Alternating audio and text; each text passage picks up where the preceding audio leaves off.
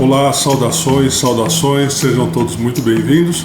Vamos continuar aqui falando um pouquinho mais de finanças pessoais e a gente está abordando esse assunto de matemática financeira e até agora nós vimos um tipo de cálculo de juros que a gente chama de juros simples, né? Que é normalmente os juros que a gente pensa em adotar na hora que vai emprestar dinheiro para quem a gente gosta, né?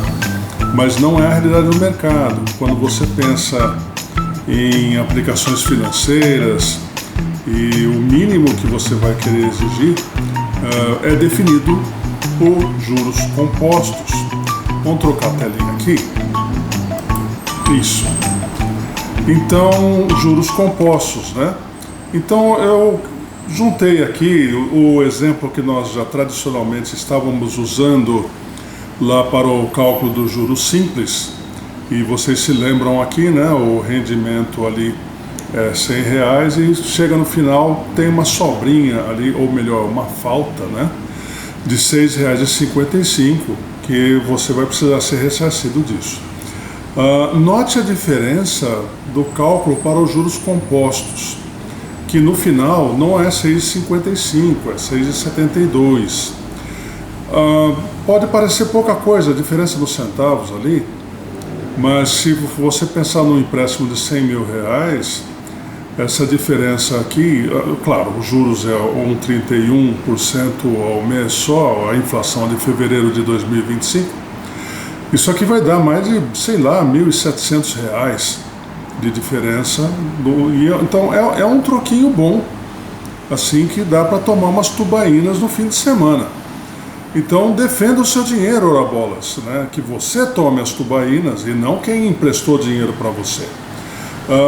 Como é que funciona? Eu vou fazer uma comparação rápida aqui entre o juros simples e os juros compostos. Os dois começam ali por R$100. Ao longo do desenvolvimento dos meses, mês 1, 2, 3, 4 e 5, o juros simples vai sempre olhar para esses R$100 para fazer o seu cálculo de juros. Então, o que na prática redunda em eu sempre, todo mês a mês, eu vou cobrar R$1,32. Repara agora, por favor, que os juros compostos ele começa olhando para o 100, ele evolui olhando para o 101,31 e em cima do 101,31, então para o terceiro mês, ele faz o cálculo ali na fórmula destacada do cálculo de 101,31 vezes 0,131, né?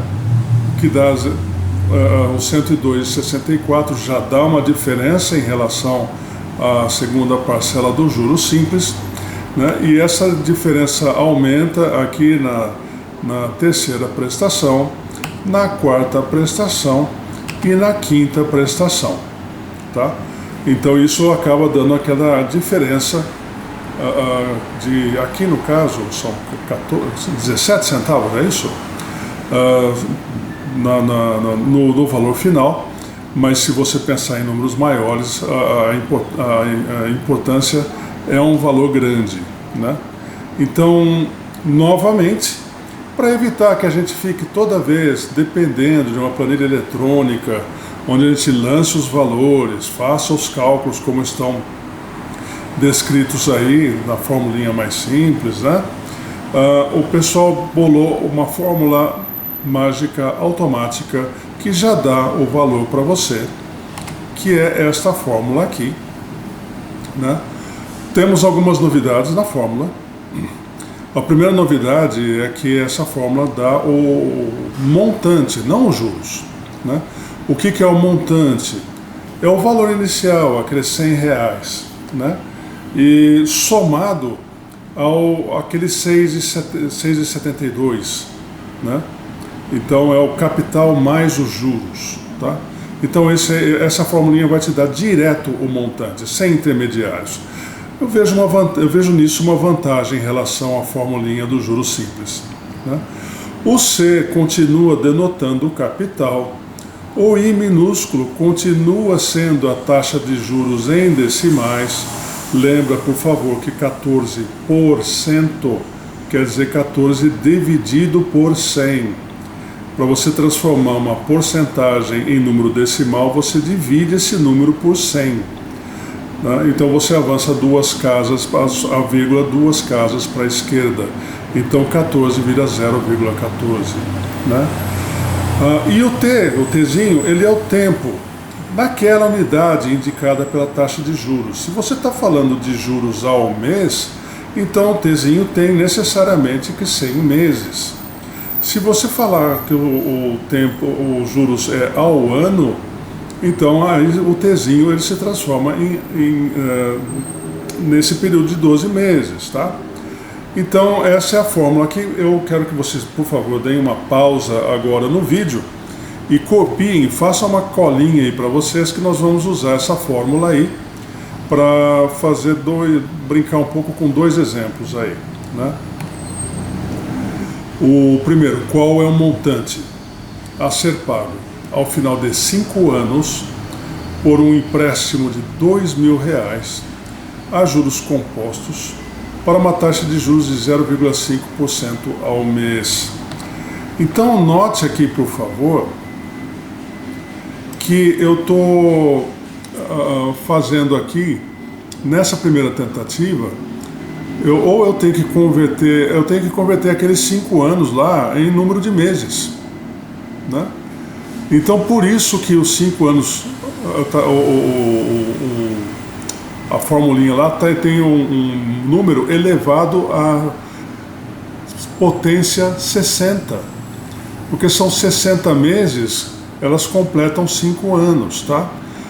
Então veja que, assim, tudo bem, aqui o Excel faz para você essa conta, mas de repente fica mais fácil eu não pensar em termos de meses e pensar nela em termos de anualidade, né? Anualidade. Então por isso que o pessoal propôs aqui, ao invés de ficar trabalhando com meses, vamos trabalhar por anos, né? Então podemos fazer o cálculo por ano, né? Então a gente transforma a taxa de juros de 0,5% ao mês para 6% ao ano. Cá entre nós, a taxa mensal de juros de 0,5% dá 6,17% ao ano. É uma continha boba para fazer, né? Não é só uma simples multiplicação aí, tá? Como está indicado. Mas para efeito dessa demonstração aqui, nós vamos manter os 6%. Mas saibam que 0,5% ao mês dá 6,17% ao ano. Tá? Tem uma diferençazinha aí. Para efeito da nossa demonstração, vamos manter os 6%. Então ali nós temos lá, então, 1 mais 0,06, e o resultado disso, elevado à quinta potência, né? Fazendo isso na calculadora ou calculando manualmente mesmo, você chega lá ao número de 1,34.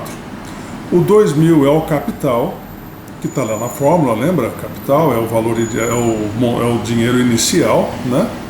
E o dinheiro inicial multiplicado por esse 1,34 dá um montante final de 2.680. Então veja que se você deve, como investidor, você deve esperar um crescimento em cima desse valor de 2.680. Se você for um tomador de empréstimo, o valor será os 2.680 dividido pelos 60 meses, tá? E aí você chega no montante de 2.680 pagando aqueles 6% ao ano. Tá bom? Vamos dar continuidade aqui. Vamos fazer de novo, usem aquela fórmula que vocês anotaram lá na colinha, né? Lá em cima, né? E aqui temos um exercício aqui, uma aplicação financeira por 1 ano e meio. Lembra, por favor, que 1 ano e meio são 12 meses mais 6 meses, são 18 meses, né? E a juros compostos. Então você já sabe que você tem que usar essa formulinha que nós acabamos de mostrar, né? De 8% ao mês, gerou um montante de 11.960. qual foi o capital aplicado inicialmente, use, aqui no caso eu estou dando esse número aqui do elevado, porque não é justo eu pedir para vocês calcularem 1,08 elevado à 18ª potência. Então já entrego para vocês aí que o número é 3,99. Então vocês pegam esses dados aí, por favor, vocês têm o montante M, vocês não têm o capital C, você tem a taxa de juros 8%, lembra que você vai colocar 0,08% na fórmula, né? E você vai ter a quantidade de meses, o tempo em 18. Você coloca tudo isso lá na fórmula. Eu vou dar um tempinho aqui, dá uma pausa no vídeo agora, tenta fazer o exercício. O próximo slide eu já mostro a resposta para vocês. Isso já deve ter sido suficiente. Vamos avançar para o próximo slide. Então, o capital inicial, se vocês quiserem, eu estou rindo porque tem um grupo de música que chama Capital Inicial, acho que vocês conhecem. É de R$4.000, é a resposta do exercício anterior, né? Enfim, o próximo exercício aqui, aplicados por 2 anos, em regime de capitalização composta, R$3.000 renderam 1.320. Então lembra que no final disso você vai ter os R$3.000 mais os 1.320, o que dá 4.320 de montante. Ok? Ok? Pegaram? Então vamos lá. Com esses dados aí, qual foi a taxa de juros praticada? Repara que estamos falando aqui de 2 anos. Tá? Então vai ter uma elevação ao quadrado aí. Então, de novo, substituam os dados lá na formulinha e eu vou dar uma pausa no vídeo e a gente vê a resposta em seguida. Então, se o exercício já estiver pronto agora, vamos aqui para o próximo. A resposta do exercício é esses 20% ao ano. Então vamos dar uma olhada aqui. Nesse exercício pode ser interessante vocês terem conhecimento de como é a resolução dele. Então eu tomei a liberdade de fazer umas anotações aqui. A formulinha lá do juros compostos está lá em cima, né? E eu começo desmembrando o montante. Então o montante ele é o capital inicial mais os juros, calculado assim, no decorrer de todo o período do empréstimo ou da aplicação, né? Então veja que o capital aparece dos dois lados da fórmula, né? Então, substituindo os valores na fórmula, você tem esses 3.000 mais 1.320 igual a 3.000, multiplicando a potenciação de 1 mais i ao quadrado, né? O i ali que é a incógnita, né? É o que nós queremos saber ao longo de 2 anos, né? Então, se 3.000 está multiplicando, 3.000 pode ser passado para baixo dividindo, né? Então nós temos uma divisão de 4.320 dividido por 3.000, tá? Então, fazendo essa continha, dá 1,44. Esse 1,44 ele é igual a essa potenciação de 1 mais i ao quadrado. Eu vou fazer o seguinte, eu vou tirar a raiz quadrada dos dois lados, assim eu elimino a potenciação ao quadrado ali, né? E fica a raiz quadrada de 1,44 igual a 1 mais i. Tá? Fazendo a continha aí na calculadora, a raiz quadrada de 1,44 é 1,2. O 1 eu jogo para a esquerda ali, subtraindo, né? Então 1,2 menos 1 é igual a i. Então i é 0,2. 0,2 em termos de porcentagem é 20%. Como o tzinho lá ele está em anos, nós temos aqui que 20% ao ano é a taxa de juros cobrada. Então, com base nisso, eu mais ou menos encerro a apresentação dos juros compostos aí hoje, né? Vocês têm lá a fórmula que é o principal aqui. Essa fórmula para juros compostos é a fórmula que todo o mercado financeiro usa, pratica, tá? Para as pessoas para quem você ama, provavelmente você não vai querer usar essa fórmula. Você vai querer usar essa fórmula caso você venha emprestar dinheiro para outras pessoas. Porque o pensamento é assim: se você mantivesse esse dinheiro rendendo na cadeira de poupança, essa cadeira de poupança vai te render dinheiro a juros compostos. Então, pelo menos isso você tem que ter. Como a gente já sabe, nós já vimos que a cadeira de poupança apanha da inflação, o legal seria que você pelo menos calculasse pelo valor da inflação para que chegasse no final do pagamento, você não tenha perdido nada, pelo menos isso, né?